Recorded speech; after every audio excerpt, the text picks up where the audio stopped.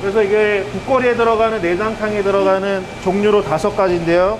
허파, 홍무늬, 유창, 허파 줄기, 그 다음에 이게 홍창입니다. 홍창. 이 5가지는 구이용으로 쓰기에는 질겨요. 그래서 거의 삶는 용도로.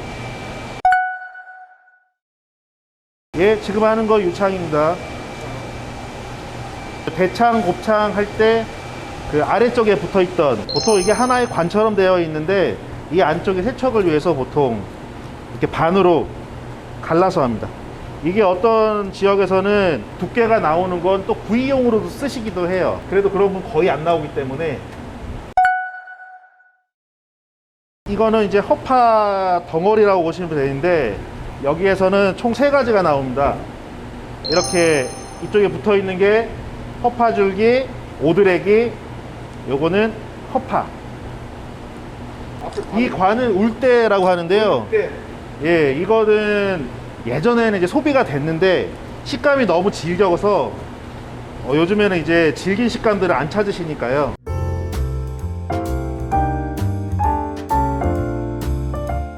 이 오드레기는 다른 말로 염통줄기, 아니면 이게 염통하고 붙어 있습니다. 염통이라는 건 이제 보통 심장, 소 심장을 말합니다. 염통에서 여기하고 관련되어 있는 겁니다. 아까 전에 쭉 연결돼서 이쪽에 이제 붙어 있는 거죠. 그래서 이제 여기가 원래 이제 위치가 이렇게 되어 있는 건데 분해를 하다 보니까 지금 여기 나와 있는 거고, 원래 이제 대동맥관이 여기 심장에서, 염통에서 나오기 시작한 겁니다. 근데 이런 건 경상도 쪽에서 오드레기라고 해서 구이용으로도 쓰시고, 또 서울이나 다른 지역에서는 그냥 국거리에 많이 넣고요. 보통 이제 시장에서 허파 하나 주세요 라고 하면은 이렇게 한 쌍으로 판매가 돼요. 그래서 이 볶음이나 어디 또 지방 쪽에서는 국거리에도 넣으시는 데가 있다고 하더라고요. 예, 이거는 이제 허파 쪽에 붙어 있는 이제 줄기인데, 그래서 보통 허파 줄기라고도 하고요. 이게 어찌 보면 울대 옆에 식도라고 보시면 됩니다. 식도. 예, 입에서 요 식도를 통해서 위로 넘어가요. 저희는 이제 구이용으로만 삶아서 판매를 하고 있습니다.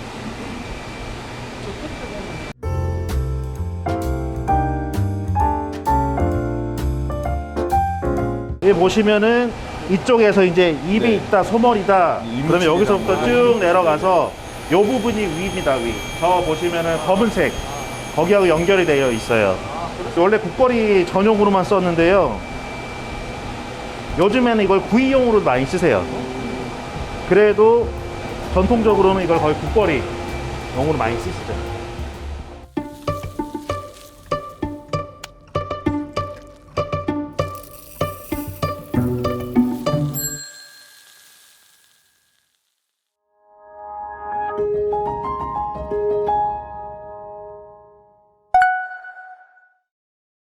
예, 이거는 홍문이라고 해서 소위 말하는 항문이라고 보시면 됩니다. 요거는 지금 거세라서 없지만은 이제 암컷 같은 경우에는 새끼뽀라고 해서 수육으로 해 드시거나 국거리로는 더 암소를 더 선호하시죠. 거세보다는요. 그래서 여기가 이제 항문이라고 보시면 이렇게 해서 여기서부터 대창이라고 보시면 돼요. 요 뒤에가 대창이 붙어 있는 곳입니다. 이제 장사에 따라 틀린 건데, 이게 부족하다 그럼 이거를 저희는 이게 짧게 치고 대창으로 빼고, 좀 처진다 그러면 이건 내 국거리로 빼죠. 왜냐하면 이 부분이 대창으로서는 상품이 좀 떨어져요. 그러니까 소위 말하면 대창의 마구리 부분이라고 보시면 되니까요. 그리고 이런 부위일수록 이 보시면 이런 줄무늬가 있잖아요. 대창을 받으실 때 이런 줄무늬가 있다 그러면 이 홍무늬 쪽으로 길게 뺐거나 아니면 좀 나이가 있는 소라고 보시면 돼요. 지금 보시는 거는 이제 홍창이라고 하고요. 그 수입하시는 분들은 막창을 홍창이라고 하는데, 저희 한우 쪽에서는 국거리 쪽에 나오는 이 부분을 홍창이라고 합니다. 이 홍창이 아까 막창하고 위에 붙어 있는 겁니다. 이게 홍창 날개예요. 수입할 때 수입 박스에 보면 홍창이나 붙어 있는데, 표기되어 있는 그 홍창은 저희가 말하는 보통 막창, 그리고 이 홍창 부분을 홍창 날개 이렇게 표현하는데 보시면은 그냥 이렇게 붉은색이 띄어요. 그래서 홍창이라고. 네네, 그래서 붙은 것 같습니다. 기름이 많은 것들은 이런 날개 부분 이것처럼 더 두꺼워요.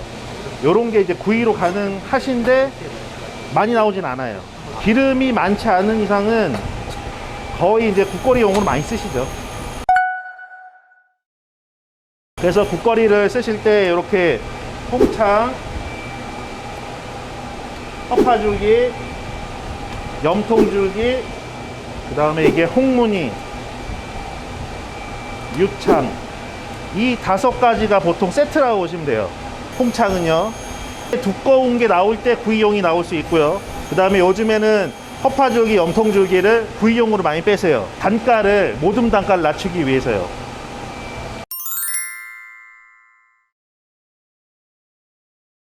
그리고 이제 전라도 쪽이나 이런 데에서는 아직 허파를 그 내장탕이나 국거리에 넣어요. 그래서 이거를 따로 이렇게만 한다 그러면 가격이 조금 높은데 500원, 1000원 요 정도 사이고요. 웬만하면 그렇게 하면 이제 나머지를 못 팔기 때문에.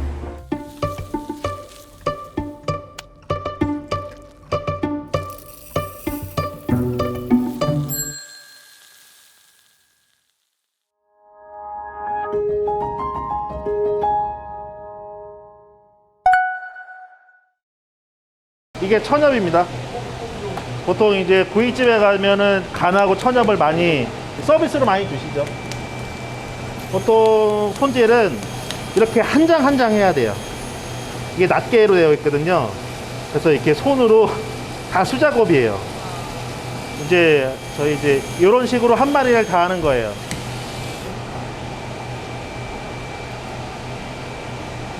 중국 사람들은 깐양처럼 깐천엽을 쓰기도 하는데, 근데 국내산으로는 이제 인건비가 안 맞아서 거의 서비스로 주시잖아요. 그래서 이거를 이제 저희는 깐천엽을 이제 생산하고 있질 않아요.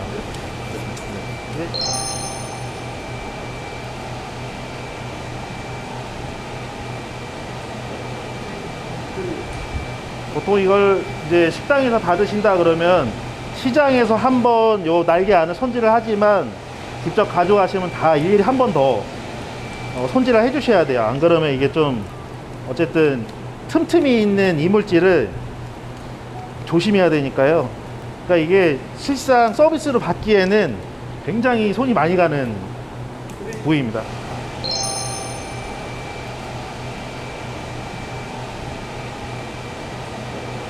근데 이게 요즘에 이거를 가지고 있으면 그 중국 사람들이 하는 식당에서 샤브샤브로 좀 많이 소비가 되고 있어요.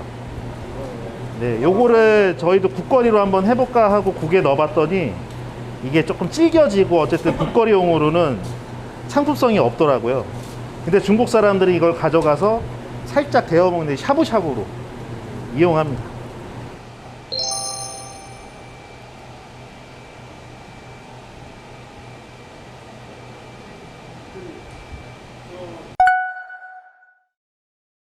천엽을 이 상태에서 이제 매장을 가져오시면 손질을 하게 되시는데, 이제 이 기름이나 이런 것들을 가위로 다 잘라내야 되거든요.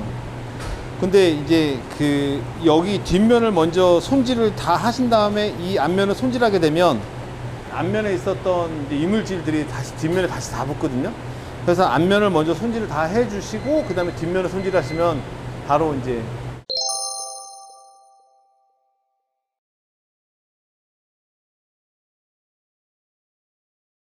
그리고 얘네들을 커팅을 해서 찬물에 씻은 다음 물기를 제거하고 나서 보관을 하고 손님들한테 제공을 해야지, 물기 있는 상태에서 제공하게 되면 냄새가 좀 올라오거든요. 그건 조심하셔야 됩니다.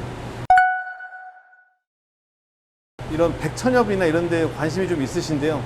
커피 끓이는 물 같은 경우 보통 한 80도 정도 되는 온도에서 이제 저희들이 커피를 마시잖아요. 그 물에다가 한 30분 정도 담가 두시면 얘네들이 하얗게 껍질이 벗겨집니다. 근데 이 껍질이 벗겨질 때 우리들이 사용하는 칫솔에서 부드러운 솔 있잖아요. 부드러운 솔로 이렇게 벗겨주면은 하얀색 백천엽이 되거든요.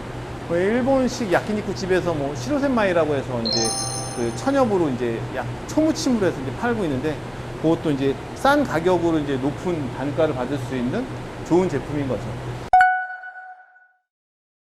얘가 또 상태가 오래되면 얘가 지가 스스로 껍질을 벗겨요.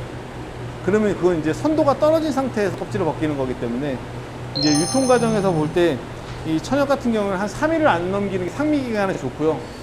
또 하루 이틀 정도가 가장 좋은 상태로 유지할 수 있습니다.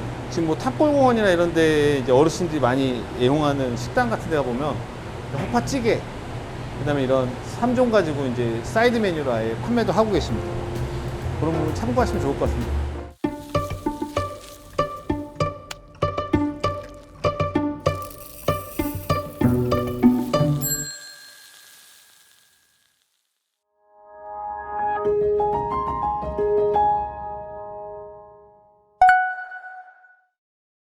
오늘 준비한 거는 지금 한우 거세 열수에 들어간 거하고요, 그 다음에 스팀에 들어간 거의 차이. 근데 거의 차이를 못 느끼실 텐데 안에 그 부분에서 조금 차이를 느끼실 수도 있거든요. 아무래도 열수에 들어간 것들은 그 수분이 내장에 있는 곱과 같이 많이 포함되어 있어서 좀 곱이 뭐 흐른다거나 이런 부분들이 있는데, 왼쪽은 스팀으로 가열한 거고 오른쪽은 열수로 가열한 국내산 한우 거세 소곱창입니다. 열수입니다. 열수. 곱의 점성 자체가 열수에 들어있는 것들은 묽은 맛이 좀 더 많이 나고요. 비리기 때문에 시즈닝들을 많이 사용하시거든요.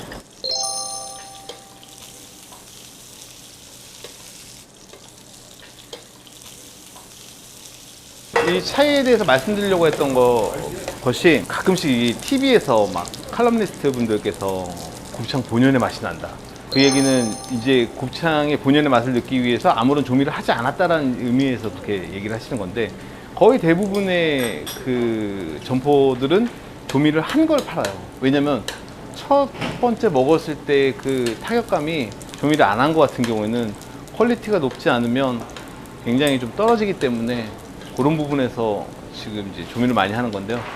조미는 다시다 하고요, 소금하고 후추로 한 겁니다.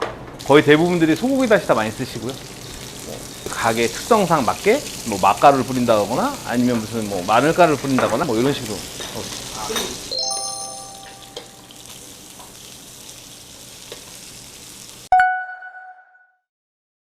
이거는 이제 스팀 가열한 곱창입니다.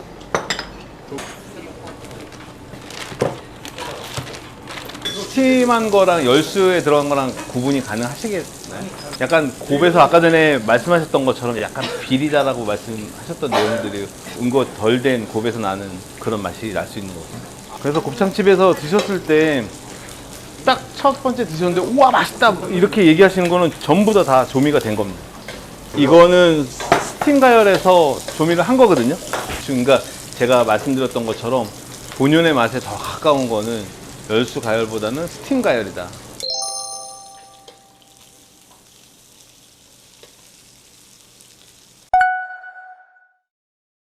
이제 충진한 곱창을 드실 거거든요. 충진한 곱창 같은 경우에 스팀 가열이 안 됩니다.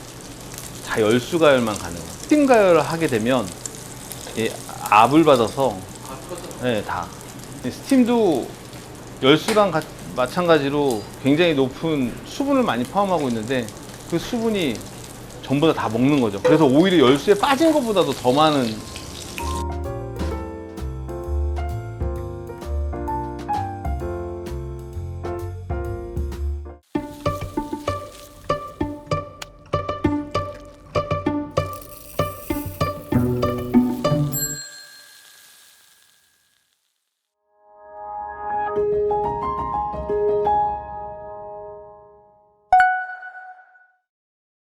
한우에서 갖고 있는 감칠맛이 호수산 곱창에는 없거든요. 한우 우지방을 곁들여서 썼을 때 좀 차이가 있는데 그 차이를 시연해 드리기 위해서 먼저 호수산 소곱창에 나와 있는 그대로 한번 구운 거를 드릴 테고, 두 번째는 이제 그 한우 우지방을 같이 곁들여서 약간 튀기듯이 구워서 드릴 텐데 그 맛의 차이를 좀 느낄 수 있을 것이다 라고 좀 말씀드렸습니다. 이 한우 기름은 이제 두태기름이나 이게 아니라 도래창이라고 소곱창과 이제 밑에 이제 하지방 중간 사이에 있는 도래창들이 있거든요. 그거를 이제 따로 빼서 정제한 겁니다. 아예 소곱창 위에 붙어 있는 기름 같은 경우에 소곱창의 특유의 냄새들을 좀 많이 포함하고 있는데요. 이거 같은 경우에는 좀 초우지방에서 가장 향이 약한 거는 두태기름이거든요. 콩팥을 둘러싸고 있는 이제 기름이잖아요. 그래서 두태기름을 가지고 육개장을 만드는 거고요. 그 다음에 도래창이 그 정도 중간 정도 선에 있고, 가장 이제 어느 정도 냄새 향이 세다라고 얘기하는 게 소곱창 바로 밑에 붙어 있는 기름들이 세고요. 그 다음에 대창 기름이랑 이 도래창 기름 있는 쪽에가 그 다음에 향이, 한우 우지방의 향만 나기 때문에, 그래서 이제 국에다 산거리 다대기 많이 쓰려고 이제 많이 쓰시는데, 이거를 녹이면 이제 물의 액체 형태로 바뀌잖아요. 거기에다가 이제 고춧가루라든가 갖은 양면을 넣어서 이제 다대기를 만드는 거죠. 저희는 이제 구이용으로 쓰기 위해서 저는 호주산 소곱창이라든가 구울 때 아무래도 좀 감칠맛이 떨어지니 한우 우지방을 녹여서 같이 이제 구워주는 그런. 탕으로 쓰실 거면 두태기름 쪽에 가까운 거 쓰시면 되고요. 구이용으로 쓰실 거면 오히려 아까 말씀드렸다시피 소곱창이나 도래창, 대창 쪽에 있는 기름을 쓰시는 게 좋습니다.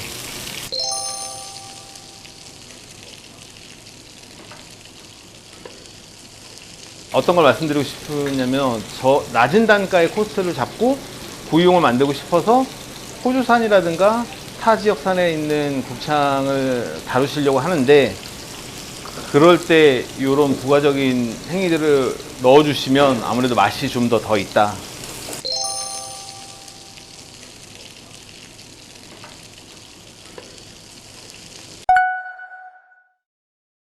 제가 예전에 한번 어떤 점포에 컨설팅을 하러 나가는데, 실제로 거기서는 대창을 초벌한 기름을 받아놓고서 그걸 쓰고 계시더라고요. 근데 관리를 잘 못하셔서 상한 대창 기름을 가지고 계속 굽고 계신 거예요. 뭐 이 대창 먼저 버려라, 기름 먼저 버려라 이렇게 말씀드리는 거거든요. 그런 것처럼 이 기름이 조금 빨리 이렇게 부패나 이런 것들도 일어나기 때문에, 만약에 나중에 사용하신다고 하더라도 그런 것들 좀 주의하셔갖고